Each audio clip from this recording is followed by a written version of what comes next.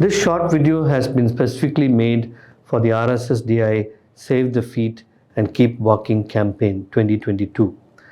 Now, in people with diabetes, to prevent a diabetic foot ulcer or a lower limb amputation, it takes only a few minutes to ask a few questions and also do a simple foot examination, which I'll show you.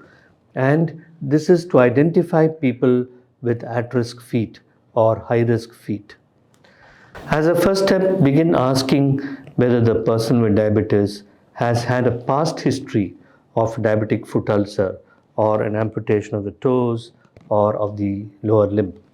Second is, ask the person with diabetes whether he or she has symptoms of neuropathy like burning sensation in the feet, tingling, numbness in the feet, and so on.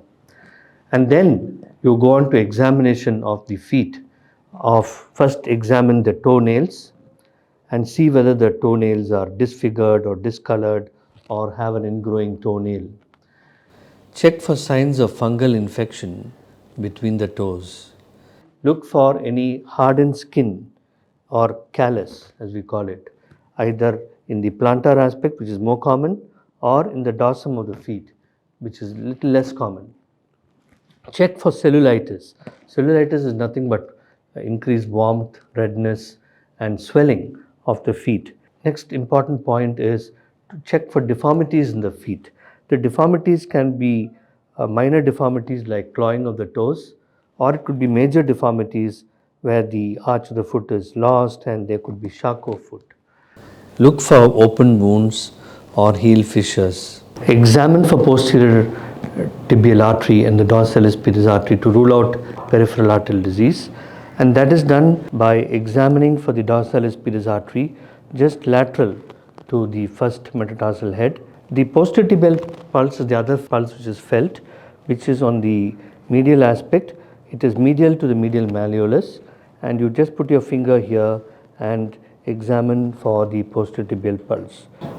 Now we come to an important part, and that is examination with the monofilament testing for detecting what is called loss of protective sensation or LOPS. Now I will show how we test with the monofilament. This is the monofilament. We test it here, here, here on the right foot, and here, here, here on the left foot. It was very important to apply the monofilament perpendicularly like this. And the very important point is you should allow it to buckle only for 2 seconds. You should keep it, make it buckle and remove. You should not keep it there for more than 2 seconds. So you test here and test here 3 times. And once you should do it with the monofilament. One is a mock test where you don't apply the monofilament. Third time you apply the monofilament again. So 3 times in each area which you see here. So totally there are 6 areas. It is very important to also make the patient close his eyes before you start doing. You can also make the person feel the monofilament somewhere in the upper arm if you want to, and then start doing it. So the RSSDI Save the Feet and Keep Walking campaign of 2022 is what I told you just now. Just ask a few questions and examine with the monofilament as I showed you, and this would constitute the Save the Feet and Keep Walking campaign. The main purpose is to detect people with high-risk feet or at-risk feet so that you can prevent an amputation, lower limb amputation, and a diabetic foot ulcer in such people. Thank you for your attention.